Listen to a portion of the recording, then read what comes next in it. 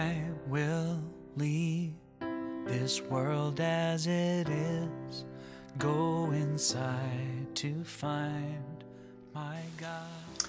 Hello, I'd like to talk to you a little bit about living life with its ups and downs.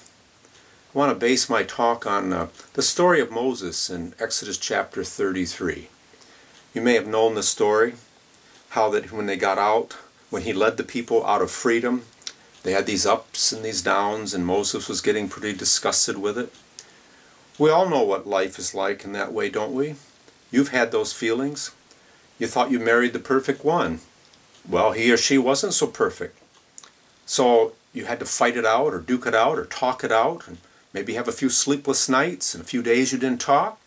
Or maybe you just gave up and started over again. You know what the joy is of having a beautiful child born, some of us have, and the child necessarily doesn't always meet our expectations. They become sick, and then later they have their problems, and we try to deal with them, and we just say, it's beyond me.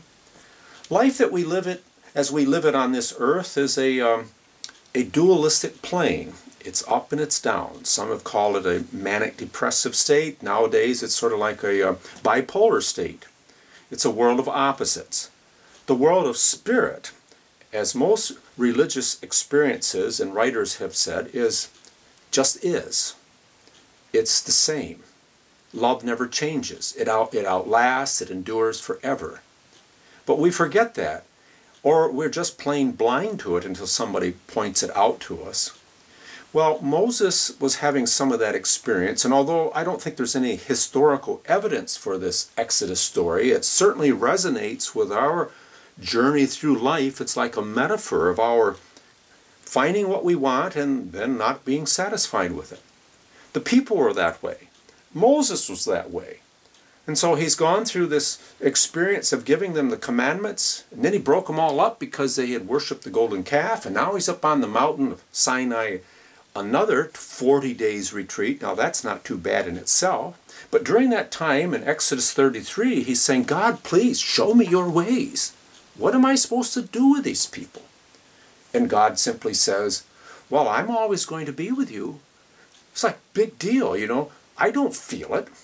So God says, well, I'm going to put you in a cleft of the rock, a little cave in there. And you just sit there, and I'm going to pass by, and you're going to feel and see my glory, my energy, my light. Can't see my face because, you know, then you'll try to paint it or something, and that's idolatry. But you will know that I am with you, and that will be enough.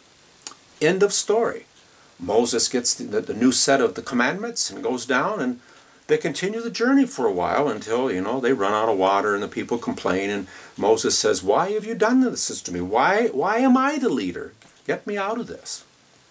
But the simplicity is we have to come back to that cave and realize that whatever is happening around us, on one level, we're okay. And to identify with that. Don't worry. Learn to be happy. Learn to let it go. I had a teacher once in the late, great, what I call Father Anthony DeMello. He said to, as a priest, but also as a counselor, people would come to him and say, well, Father DeMello, how are you feeling today? And he would say, well, I'm really quite depressed, but I'm okay. How can I help you? Because I'm not going to identify with it. I thought, is he crazy? But that's really what we can do. People have done that when they're dying. They know that they have a short time left, or what time they have will be quite limited, sometimes quite painful, but they've expressed to me very clearly, it's okay. I have peace. It's all part of the evolution through my body earthly process. I'm okay.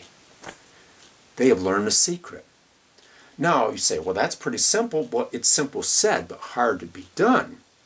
I've been reading a book about a guru in India that was trying to teach Seymour Ginsmore, the founder of Toys R Us, made a lot of money at it, but he wasn't happy. His wife dies. Goes to India and tries to find peace. And when he comes back to South Florida, he's advised to join a G.I. Gurdjieff group. I think that's how you pronounce it. So he can learn the discipline of meditation and living the free life. Well, he gets in an argument with the leader and he finally leaves, and he starts his own group with another partner, and they get in an argument and they leave. And it's a long journey. It's not as simple as it sounds, because to give up our attachments, to give up our ego, and identify only with that which is our higher self, not your maleness, not your name, not your wealth, not all of your accomplishments, but to identify with Christ. Like Paul says, I would count everything I've ever learned or done but rubbish for the sake of knowing that Christ. Now that's the track. That's the goal where we have to work toward. Now when Seymour tried to get into the Gurdjieff group, he called, nobody answered. He called again and again. Finally somebody answered. Their policy is that when somebody calls and says, I want to join your group and learn liberation, they just sort of ignore that, because they know they don't stay with it unless they really want it. I was told the story once, how much hunger do I have to learn who I really am and live in peace?